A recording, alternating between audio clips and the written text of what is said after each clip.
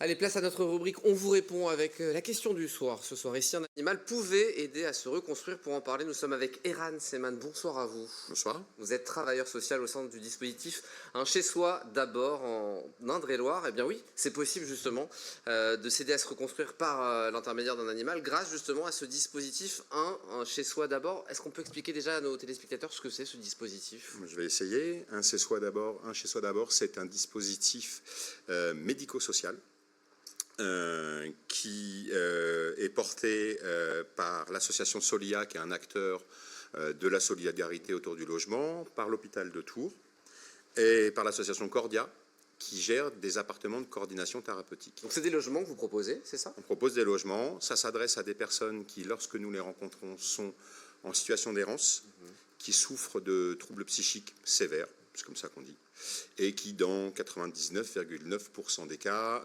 connaissent des problématiques d'addiction, une ou plusieurs addictions. 55 places de logement qui existent, et il y a toute une équipe pluridisciplinaire justement pour accompagner tout à chacun dans les différentes démarches qui peuvent exister. Nous sommes autorisés pour accompagner 55 personnes sur le territoire de Tours Métropole.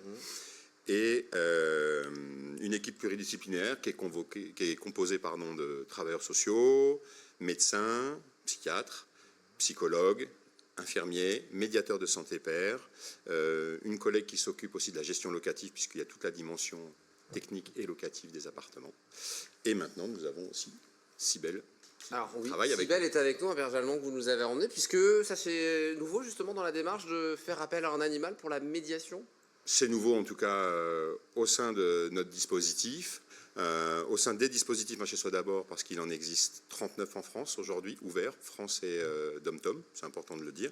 Il y en a un petit peu partout maintenant. Et justement, ça se passe comment du coup, la médiation avec un animal? C'est une expérience qu'on a décidé de tenter. Elle est à deux niveaux. Il y a une dimension avec Cybèle qui est ma chienne et qui fait vraiment maintenant partie de l'équipe et qui travaille avec nous au quotidien, qui part aussi en visite avec d'autres collègues, sans moi.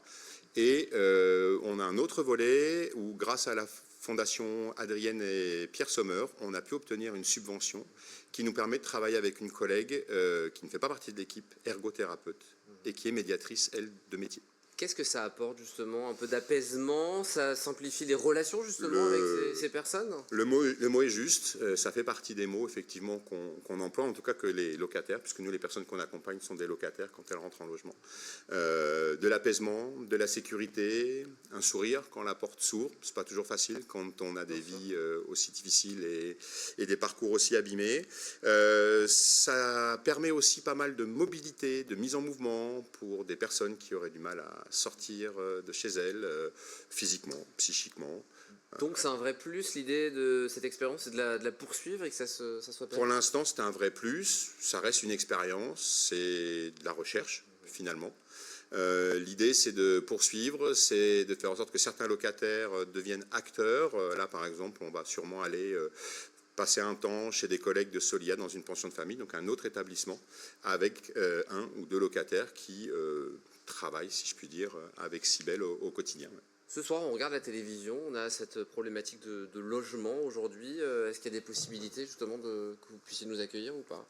Alors, nous, directement, non, parce que en fait, les gens sont orientés par les acteurs de première ligne, tous les collègues qui travaillent sur la rue, les collègues qui travaillent à l'hôpital, beaucoup de gens sont hospitalisés avant d'arriver chez nous ou incarcérés, donc c'est vraiment tous les acteurs de premier niveau, de première ligne, les organismes de tutelle aussi, qui sont parfois sans solution pour des personnes très malades et qui nous sont orientés comme ça, donc on ne peut pas intervenir directement. Je vais quand même donner une adresse, Eran, si vous me permettez, contact@ucsa37.fr pour un petit peu plus d'informations. Merci infiniment d'être venu avec Cybèle ce soir sur le plateau pour nous parler de ce beau dispositif et de cette médiation à travers l'animal. Merci infiniment d'être venu.